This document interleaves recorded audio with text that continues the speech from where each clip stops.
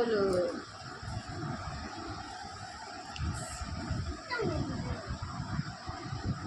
সকালে উঠেছে শাড়ি পরেছে, মামনি আর রোহিণীকে এখন শাড়ি পরাচ্ছে।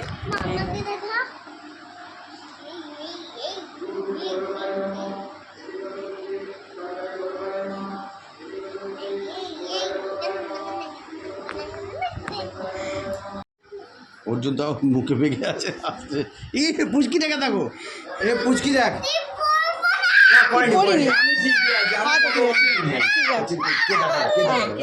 আয়নায় দেখেছে, এই যে ঠিক আছে। না না ঠিক করবে না। আচ্ছা আচ্ছা ঠিক আছে। ঠিক আছে, চলো কোনোদিন করবে না, আমি যা করাবো।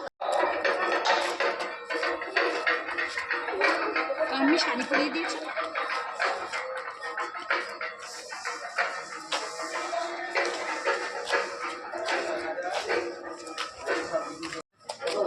আমরা এখন অঞ্জলি দিতে যাচ্ছি, চলো।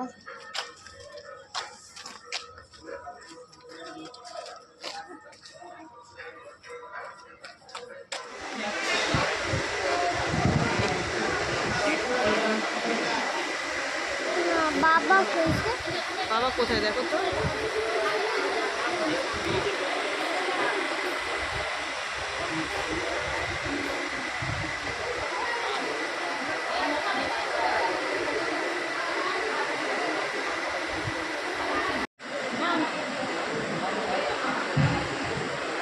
আমাদের অঞ্জলি দেওয়া হয়ে গেছে, তো আমরা এখন বাড়ি যাচ্ছি। আর মামনি এখন দাও আমার হাতটা, হাত ধরো, আর পরীকে দেখো। আমি আর ওই পরী চলে এসেছি।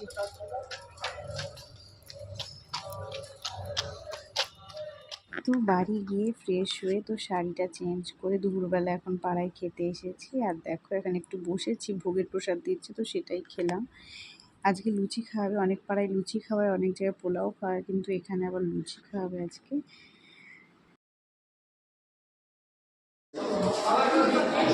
আমি খিচুড়ি রেখে আসছি অনেক।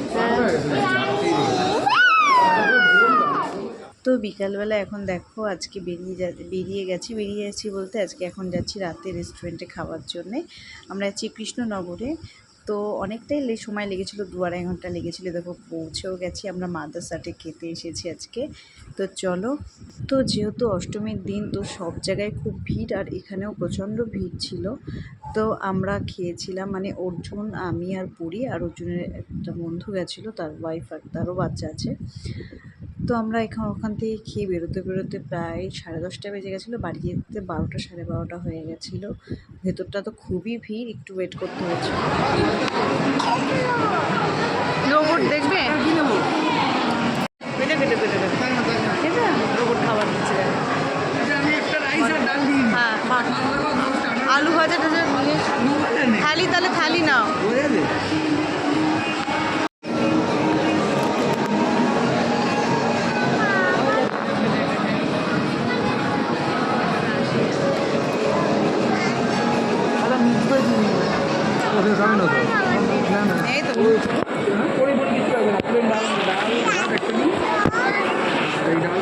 আমরা এসেছি, এটা একটা মাদ্রাসাতে সুন্দর।